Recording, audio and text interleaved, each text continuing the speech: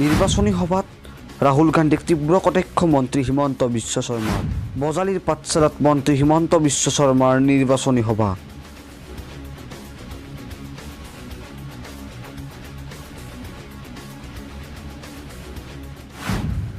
আকৌ এবাৰ মোদী চৰকাৰৰ গানত পুনৰ নৃত্য হিমন্ত বিশ্বৰ।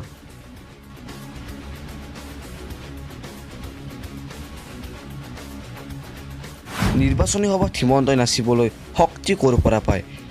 সাংবাদিকৰ এনে প্ৰশ্নত কি ক'লে হিমন্ত, চাওঁ আহক।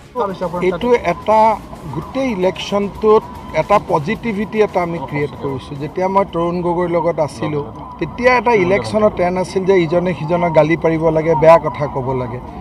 এটা অসমত পৰম্পৰা আৰম্ভ হৈছিল।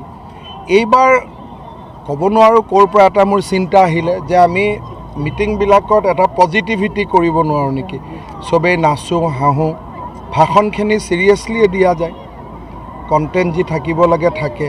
তাৰ লগত খোজ কাঢ়িলোঁ 20 কিলোমিটাৰ 15 কিলোমিটাৰ যেতিয়া একেলগে খোজ কাঢ়ে তেতিয়া তাৰ শিহৰণটোৱে বেলেগ।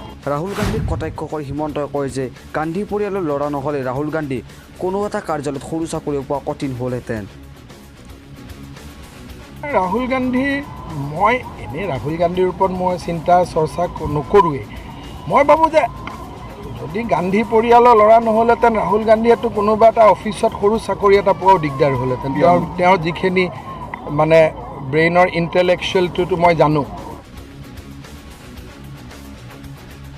হৈ যোৱা নিৰ্বাচনত আমি নিশ্চিতভাৱে 9খন আসনত আমাৰ বিজয় নিশ্চিত বুলি ঘোষণা কৰে মন্ত্ৰী হিমন্ত বিশ্ব আমি শৰ্মাই। আশাবাদী যে তৃতীয় পৰ্যায়টো আমি ভাল ফলাফল দেখুৱাব পাৰিম। প্ৰথম পৰ্যায়ত যি 10টা সমষ্টিৰ ইলেকশ্যন হৈ গ'ল তাৰ 9খনত আমি নিশ্চিতভাৱে জিকিছোঁ। এখনত প্ৰতিদ্বন্দ্বিতা হ'ব, কিন্তু প্ৰতিদ্বন্দ্বিতাৰ মাজতো আমিয়ে জিকিম বুলি আমি আশা কৰিছোঁ। Bureau report, prime time news.